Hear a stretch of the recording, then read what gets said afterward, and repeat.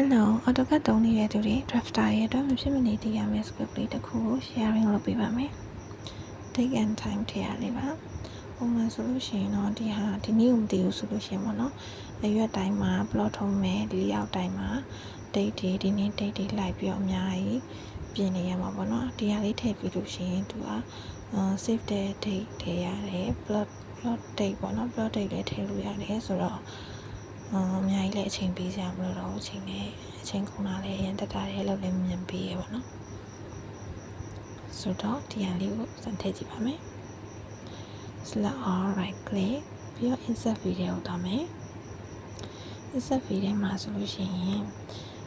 ပုံမှန်ဆိုလို့ရှိရင်တော့ all ဆိုပြီးတော့မှဒါမျိုးလေးပေါ်နေမှာပေါ့နော်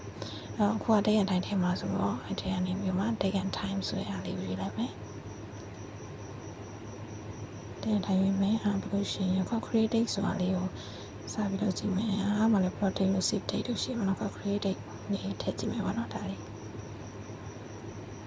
ဒီဘက်မှာကတော့ကိုထည့်ခြင်းတဲ့ပုံစံရက်လာနဲ့လားနဲ့လားရက်လာကိုကြိုက်တဲ့ထည့်လို့ရတယ်ပေါ့နော်ဒါတော့လာနဲ့နည်းနည်းပဲပါတယ်အဲ့တော့ပြင်ချင်တဲ့ဆိုရှင် click edit fee ဆိုပြီးလောက်လိုက်ပြီးတော့ဒီထဲမှာပုံစံပြောင်းစီလိုက်မှာပေါ့နော်အခြားဟာ format တစ်ခုထည့်စီလိုက်မယ်ဆိုလို့ရှိရင်ဒီ file ကမနေ့ကလောက်ထားတာဖြစ်တဲ့အတွက်19မိဆိုပြီးတော့ပေါ်ပြီပေါ့နော်နောက်တစ်ခု plot date လေးစမ်းပြကြည့်မယ်နော်ဒါလေးကလည်း insert video သွားမယ် date and time နဲ့ပဲအဲ့ဒီမှာ plot date ဆိုတာလေးရွှေ့လိုက်မယ်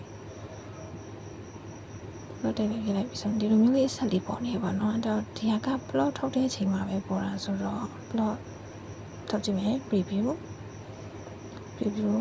မှာမပေါ်သေးဘူးဆိုတော့ clear plot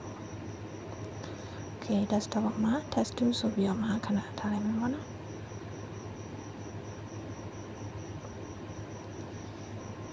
okay ဒါဆိုလို့ရှိရင်တော့ဒီနောက်မှာဒီနေ့ခု plot ထုတ်လိုက်တဲ့ date လေးရပါပြီ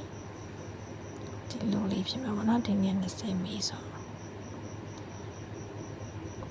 နောက်တစ်ခုထည့်ပြပါမယ်နောက်တစ်ခု insert video တော့မယ် createကိုမှဒီနေ့ဘာနေ့လဲဆိုတာလေးလုပ်ချင်နေဆိုphoto တင်နေတာဆိုတင်နေတာလို့မျိုးထည့်လို့ရပါတော့အဲ့ဒါလေးစမ်းထည့်ကြည့်မယ်ဆိုတော့ရှေ့ကနေလေးပါတယ်အနောက်ကတိတ်လုံးဝအပြည့်စုံပါတယ်ပေါ့နော်အဲ့တော့လိုချင်တာကျတော့ insert video ဒီနေ့ဒီ file စီးလိုက်တဲ့တိတ်ကိုပဲလိုချင်တာအဲ့ဒါဟိုမှာ